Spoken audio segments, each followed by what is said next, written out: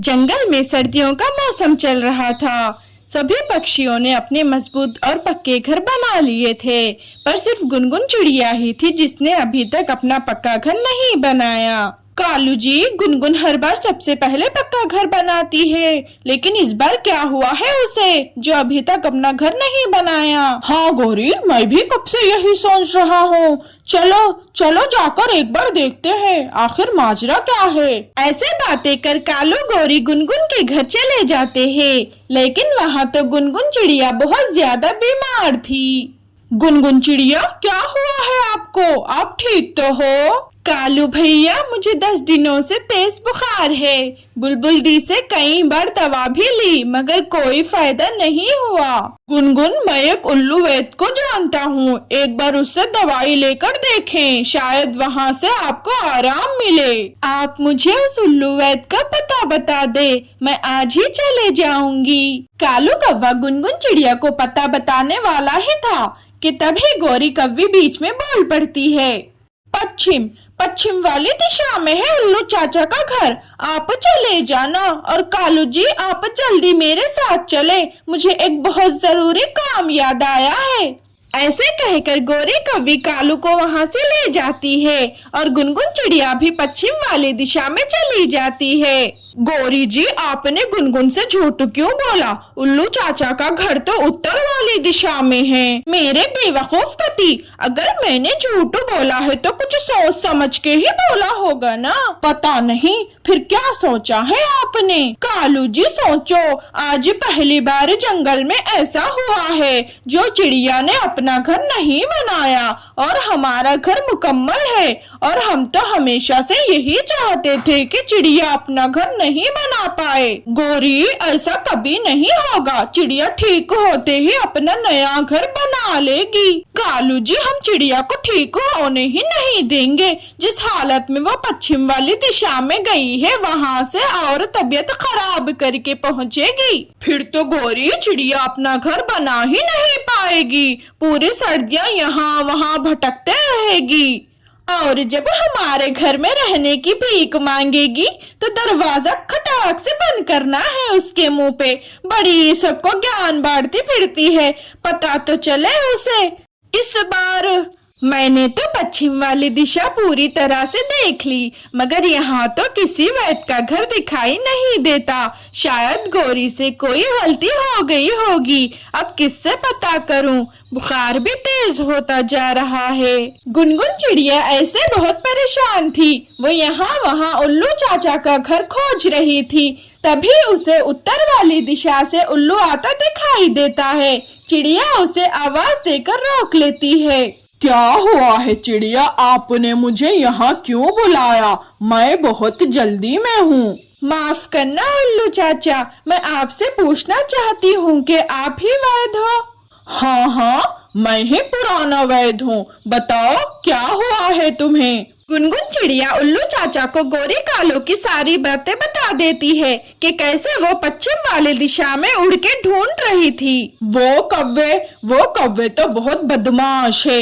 मैंने उनके बेटे का मोती चीरी का इलाज किया था, मगर वो निकम्मों ने 1 रुपया भी नहीं दिया। जब भी मांगू कल का बोलते हैं। वो तो है ही ऐसे उल्लू चाचा। उल्लू चाचा, आप मुझे बुखार की दवा दे दे, पिछले 10 दिनों से मुझे तेज बुखार है। उल्लू चाचा गुनगुन चिड़िया की नफ्स देखता है और इसे दवाई देते हुए कहता है, बेटा तुमको तो मलेरिया हुआ है, ये दवाइयाँ दे रहा हूँ, समय समय पर लेते रहना और ठंड से बच के रहना, वरना मोती चीरी की शिकायत बन सकती है। धन्यवाद उल्लू चाचा, ये ले अपने रुपए, अब मैं चलती हूँ। गुनगुन चिड़िया दवाइयाँ लेकर शाम तक अपने घर आ जाती है, जहाँ कालू गौरी उसके लौटने का बेसब्री से इंतजार कर रहे थे। कालू जी, वो देखिए चिड़िया आ गई है, चलो उसके पास चलते हैं। कालू गौरी तुरंत ही चिड़िया के पास चले जाते हैं। गुनगुन, हम दरअसल तुम्हें बताने ही वाले थे, उल्लू चाचा का घर पश्चिम नहीं उत्तर वाली दिशाओं में है, मगर जब तक तुम जा चुकी थी। धन्यवाद कालू भैया, कम से कम आपने तो मुझे सही रास्ता बता दिया। अब मैं कल उत्तर वाली दिशा में जाऊंगी। अब आप जाए, मैं बहुत थक गई हूँ। ऐसे कालू गौरी वहाँ से चले जाते हैं। चिड़िया भी समय समय पर अपनी दवाएं लेती है और लगभग 4-5 दिनों में ठीक हो जाती है। गौरी जी, लगता है चिड़िया बिल्कुल ठीक हो गई। देखो तो कैसे जल्दी जल्दी पंख चलाकर अपने टूटे फूटे झोपड़ी को ठीक कर रही है। चाहे कुछ भी कर ले ये चिड़िया, पक्का घर तो नहीं बना सकती। और आज बारिश भी होने ही है। सुबह से मौसम जो खराब है, फिर ठंड में थर थर कांपते हुए हमारे घर आएगी। तब देखना कितना लंबा भाषण देकर भगाऊंगी। गौरी जी, हम क्यों सर्दी में मरे। चलो चलो घर के अंदर चलते हैं, वहीं से गुनगुन चिड़िया का नजारा देखेंगे। कालू गौरी घर के अंदर चले जाते हैं क्योंकि ठंडी ठंडी हवाएं जो चलने लगी थी। मगर चिड़िया तो अपने घर की मरम्मत में लगी हुई थी। अरे ऊपर वाले, ये घर तो पूरी तरह से टूटा हुआ है और किसी भी वक्त बारिश भी हो सकती है। अब मैं क्या करूं? गुनगुन चिड़िया ऐसे बहुत परेशान हो रही थी। तभी इसे एक मधुमक्खी पत्ते में छुपी हुई दिखाई देती है, जो कि पूरी तरह से पत्ते में अपना घर बनाए हुई थी। क्यों न मैं भी जल्दी जल्दी अपने घर के पत्तों से मरम्मत कर लूं। इसमें मुझे ज्यादा वक्त भी नहीं लगेगा। शाम होने से पहले सब हो जाएगा। ऐसे सोचकर गुनगुन चिड़िया अपने आसपास के पेड़ों से काफी सारे पत्ते जमा करती है। वो थोड़े समय में ही ढेर सारे पत्ते जमा कर लेती है। ये मेरे घर के लिए काफी होंगे। अब इन्हें जल्दी जल्दी से घर की दीवार पर ढाँप देती हूँ। फिर गुनगुन चिड़िया कुछ ही समय में सारे पत्ते घर को लगा देती है, जिससे उसका घर टूटा दिखाई नहीं देता और चिड़िया अपने घर के अंदर चले जाती है। यहाँ तो बिल्कुल ही सर्दी नहीं लग रही और पता ही नहीं चलता कि घर कहाँ से टूटा था। चिड़िया अपने पत्तों के घर में बहुत खुश थी। इधर कालू गौरी भी नींद से जागते हैं। कालू जी, अब तो बारिश भी शुरू हो गई है। अब किसी भी वक्त गुनगुन चिड़िया आती ही होगी भीगते भीगते हमारे घर। नहीं गौरी, अब ऐसा कुछ नहीं होगा। आपकी तबीयत तो ठीक है ना?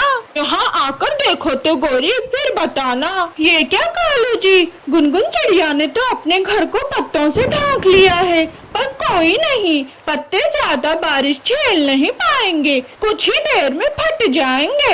ऐसे कहकर कालू कौवा खिचड़ी खाना शुरू करता है। तभी कालू की खिचड़ी में पानी गिरना शुरू होता है। गौरी देखें, हमारे छत से पानी टपक रहा है। कालू, तुमने छत को ठीक से तो पक्का किया था ना? नहीं गौरी, मैंने छत को पक्का नहीं किया। तारों का काम मेरा था और छत का काम आपका। आपने ऐसा क्यों किया? गौरी, छत बिल्कुल ठीक ठाक लग रही थी, इसीलिए मैंने छोड़ दी। प्लीज मुझे माफ कर दे। कालू जी, भागे यहाँ से, घर टूटने वाला है। कालू का घर पानी जमा होने के कारण टूट जाता है और वो दोनों पूरी रात बारिश में भीगते हैं। कालू जी चिड़िया को बारिश में पूरी रात भिगाना चाहते थे, मगर यहाँ तो सब उल्टा ही हो गया। हाँ गौरी, आज के बाद किसी का बुरा नहीं सोचेंगे, वरना खुद का ही बुरा होता है। इस तरह से कालू गौरी को चिड़िया को सताने की सजा मिलती है, वो भी पूरी रात बारिश में भीग कर। तो दोस्तों, इस कहानी से हमें ये सीख मिलती है, जो दूसरों का बुरा सोचता है, ऊपर वाला उसी के साथ बुरा करता है।